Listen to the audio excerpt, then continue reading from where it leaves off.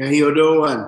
Welcome to another time here at the book club. I'm starting 1 hour later than I normally do. I had an appointment that kind of ran into a normal time, and just felt I could have the liberty of doing this 1 hour later. You'll get to listen to it later anyway. So we're gonna still do this time together. We continue with a book, Cleopatra's Riches by Martha Adams. We're going to be reading chapter 5 today. We're just talking about community and now that affects our disposition to money. That's what we're going to be sharing today. So let me bring up the slides and we'll go ahead with this. Thank you.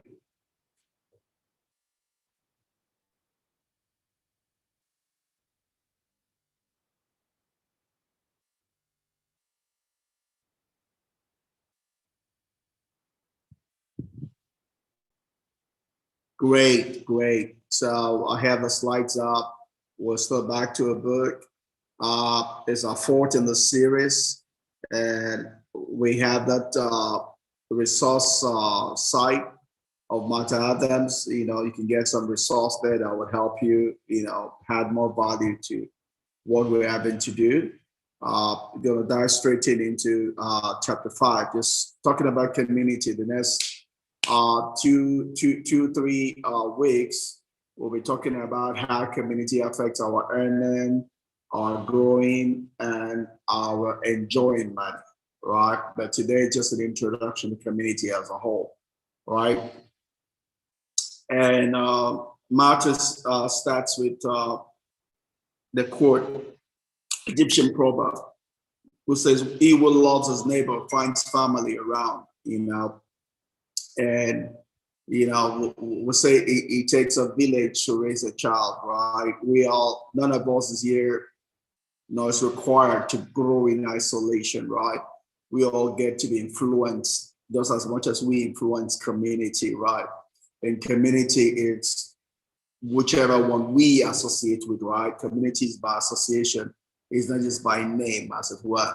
And we have that verse proverb in the Holy Book talks about, he who has friends must show himself friendly, right? Otherwise, that friendship is not really friendship; it's association, right? For you to get the best value out of friendship, you have to show yourself friendship. Friendship, it's a given. Relationship is a given.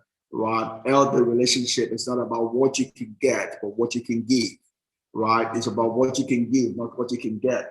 As much as what keeps the relationship together is what you get, not what you give. But it has to always be with a mindset of giving, not receiving, right? If you go to a relationship for receiving, it's not going to be a healthy relationship. You're not going to get the best value out of the relationship if you do that. To get the best value out of any relationship, you have to go into it with a mindset of giving, not receiving. So that proverb in the Holy Book tells us that he who has friends must show himself friendly, right? And that's the only time you're going to have a result where you have a friend that's closer than a brother. Because don't forget, friendship has to do with you sowing into people's emotional bank accounts. Right? You never know when you will need it. You never know when to answer for you, right? So the Bible talks about casting your bread upon many waters. Go sow in the morning, go sow in the evening. You never know the one you will need. You never know the one that will give you the returns. Life is about giving. Life is about giving. Life is about giving, not receiving, right? You lead receiving to God. You lead receiving to infinite wisdom, infinite intelligence. It will supply to you as that when you need it in abundance. But for you to guarantee the supply, you have to keep and be in a place of giving, a place of blessing, a place of making sure there is something in your emotional bank account, because you never know when you will need a withdrawal of that. Right? And for you to be sure that something there to withdraw, you have to put in there, right? We're not in control as to when we really need it. but we're in control of putting in, sowing, putting in, sowing. But God is a Lord of the harvest, and He will always cause the harvest to come to us in a way that would increase us, that will bless us, that will meet our need when we need it. Right? But that won't happen if we have not taken time to sow, to invest, to put something in the ground that we can reap of the harvest. Right? Let's go a bit more into the study. And, so Matthew tries to define what community is. Well, a community is by association. You build a community, you get into a community, right? It's an association, right? It could be by association by place, right? For me here, this book club is a community of people that come to share this time with me, whether online or offline, right? But we are building a community of a book club because we're sharing books together, we're sharing knowledge together, right? And it's open, right? You can get to come share with me on our Facebook portal, right? There's a book club here with Sentaki on Facebook. There's also our YouTube, right? You're free to come in and comment, ask questions, share your opinion. Let's interact together, because that's what community is, right? It's a place, right? That place can be online, it can be a real face-to-face, but it's just like we say, matter is anything that has weight and occupies space, right? A place is where people meet, right? It could be online, offline, irrespective, right? And it could also be a situation, right? Something might just bring people together, right? Like right now, we have a community of people that are standing up for an incident that just occurred here in Nigeria, where we had some animals kill a young lady, right? All in the name of religion, right? And we're from a community against such a bastardly or a wicked, atrocious, event, right? We have people standing up for Ukraine, where you have Russia, flexing their muscle and just killing people and destroying the nation, right? So it could be a situation, an occurrence that gather people together. So it's pretty much the fact that they have a like mind, they have a commonality, right? Something that brings them together. It could be an organization, right? An organization could be like a school community, a religious community, a spiritual center. It could be a sports team, arts, culture. Key thing is the fact that there's a commonality.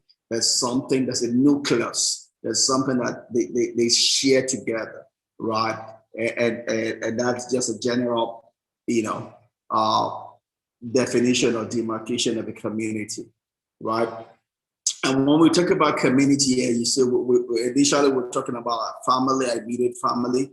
Now we're going into community. What comes to mind, as we begin to share this, it's just the fact that I love Peter Drucker, and I favorably say he's probably the best or holy thing I learned from management school. It's what he said. I learned from him, saying that the essence of any organization is found outside of the organization, not within the organization. The essence of every individual is found outside of the individual, not within the individual. Even though everything to be able to achieve the essence takes place on the inside of the individual. But all of that preparation is not just for the inside, it's to make an effect in the environment, in the community of the individual, right? So we'll begin to look at how our community affects us as a person and our best disposition to be able to get the best value out of community, right, as we go along. Let me move on to the next slide here. All right, so one of the things we begin to look at is the fact that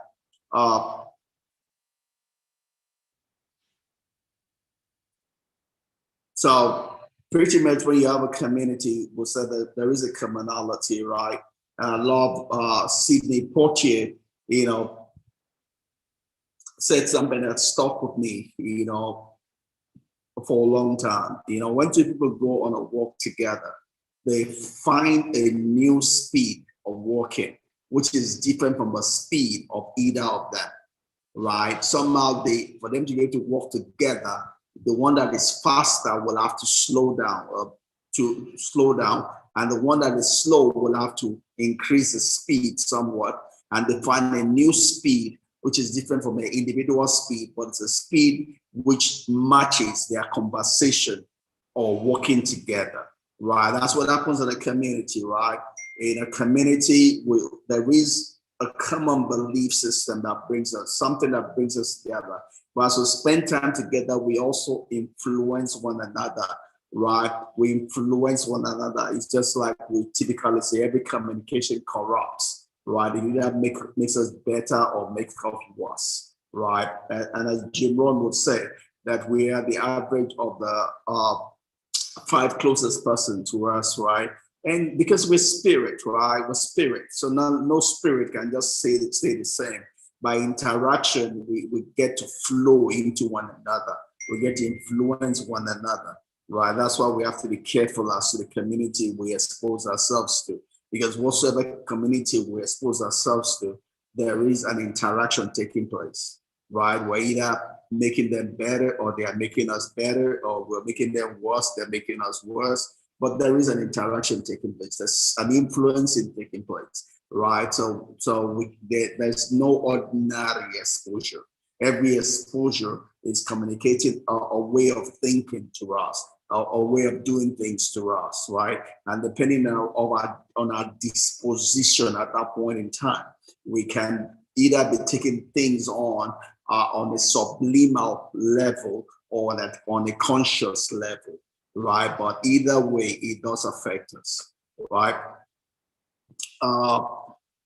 So, and that's the key thing about community, right? That's just a summary here, you know, and we all have been influenced by the community we're grown in, or we are right now.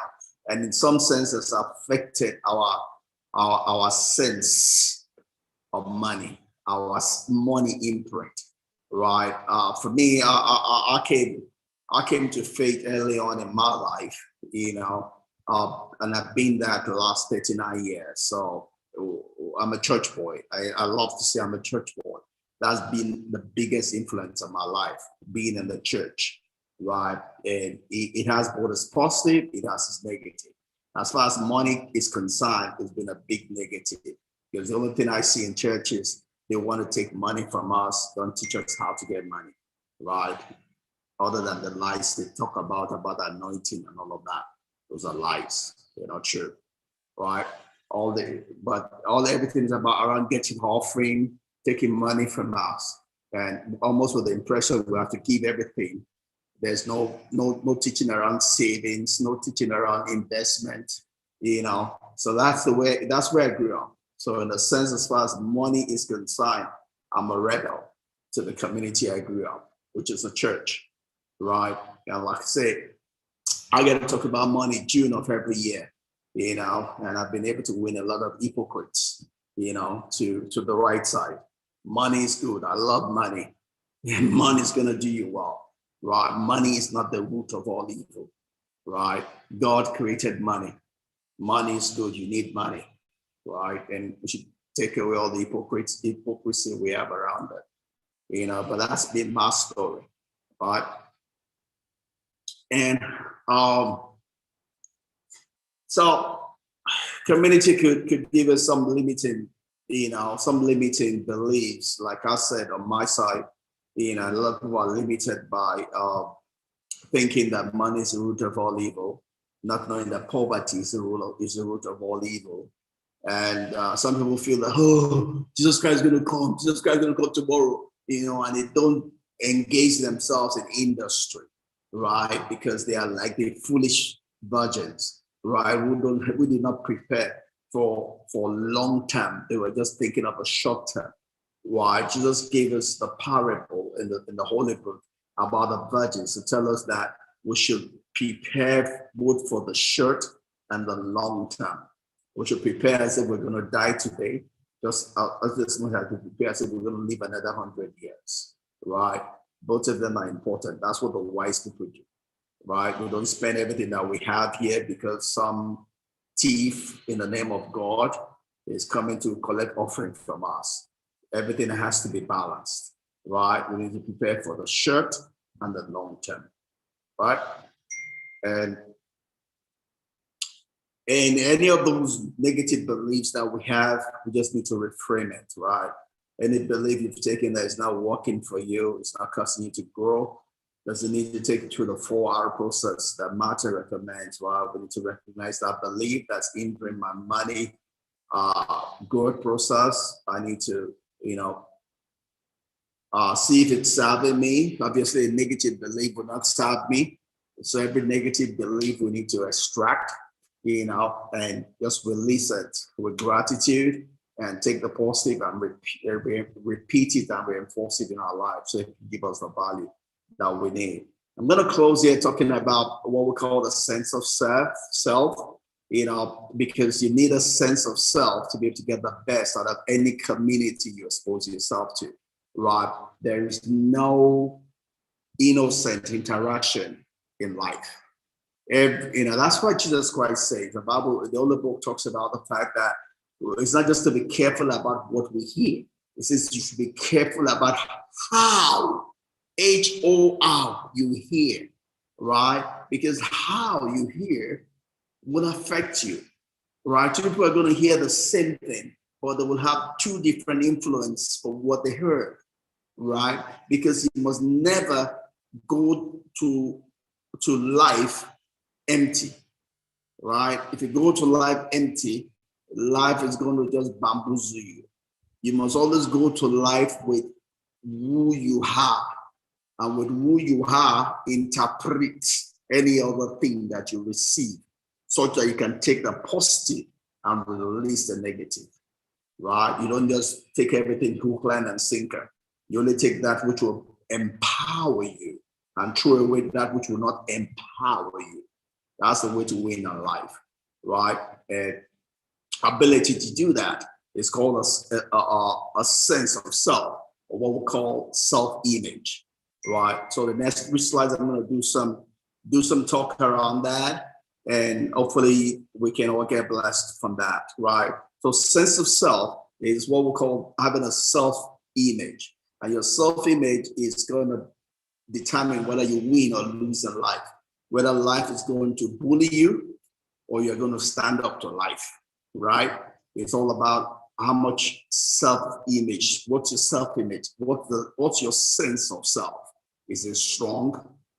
Is it weak, right? So that's simply the sense of self is your perception, right, of who you are, that your image of yourself. That's it simply just goes self-image, right?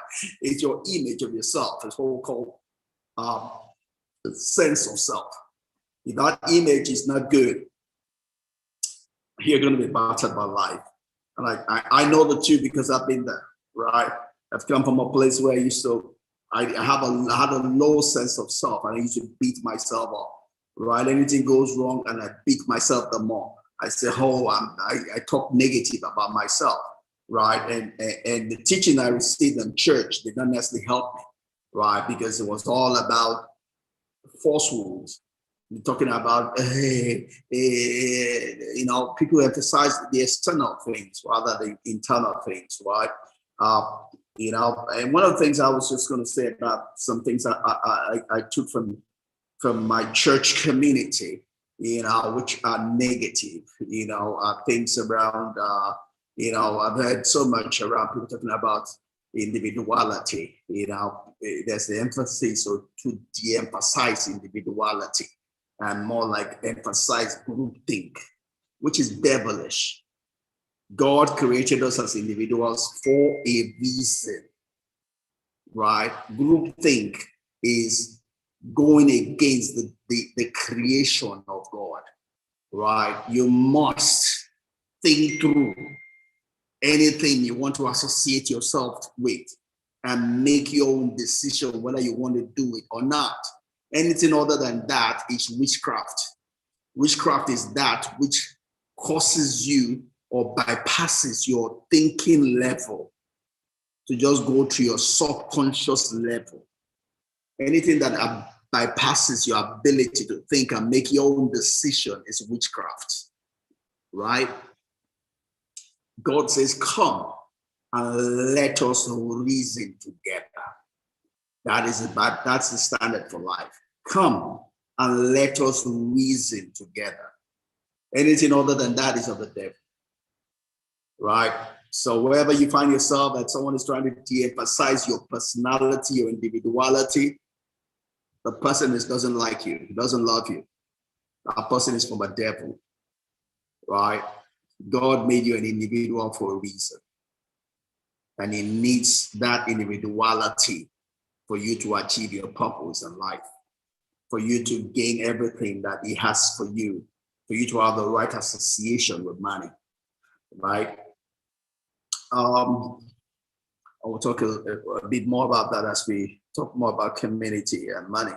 I'm just going to share about 6 points here on how to identify a strong personality or a good self-image of yourself, right?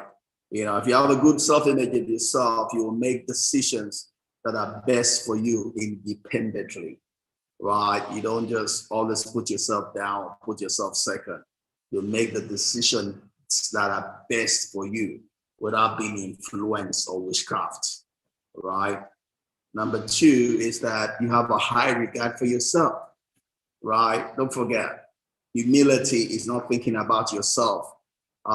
It's not thinking about yourself as being small. It's just thinking less.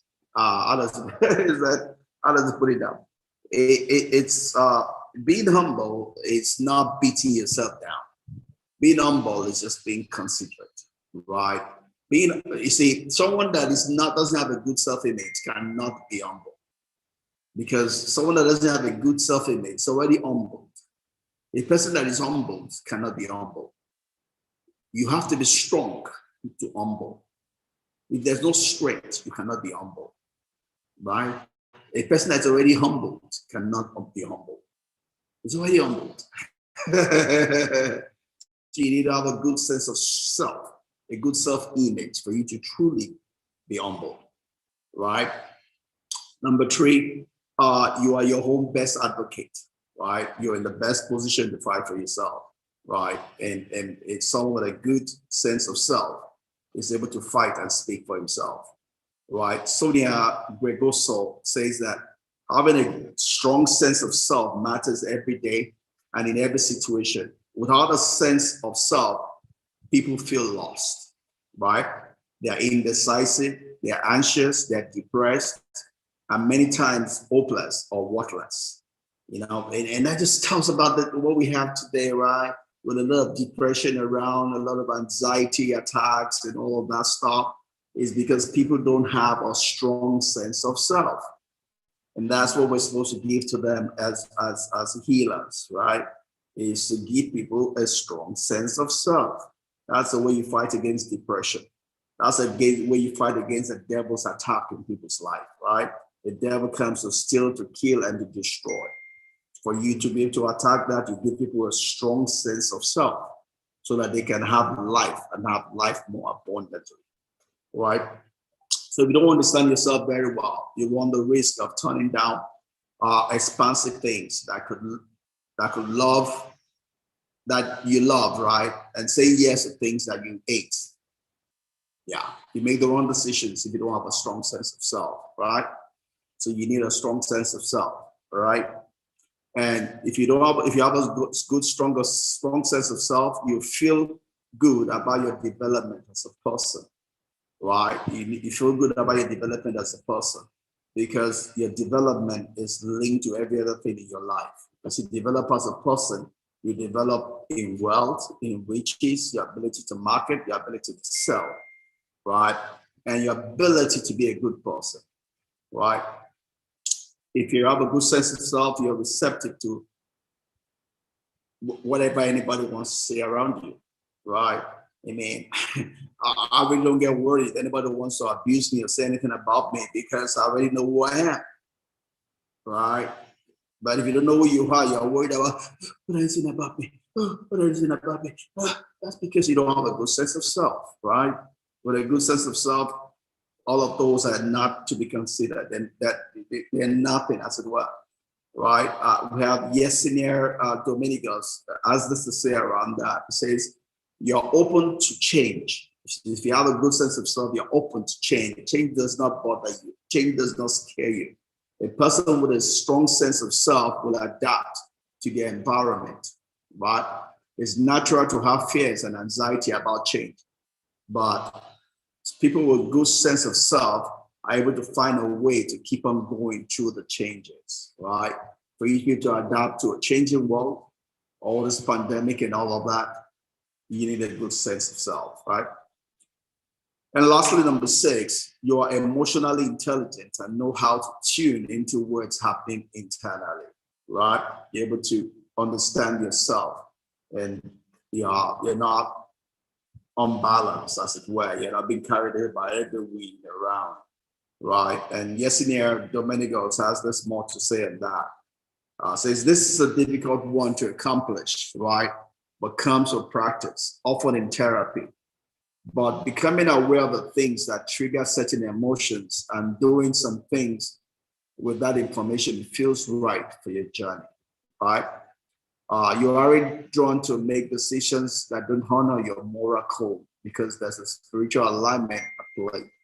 You're connected to yourself and can apply healthy and appropriate reactions to anything that pops up, right? So another benefit of having a strong sense of self, you know? All right, that's all I got for you today. I'm going to stop here, and I'm going to feel free again. If you have any questions, something you want to contribute, want to join it, we're here.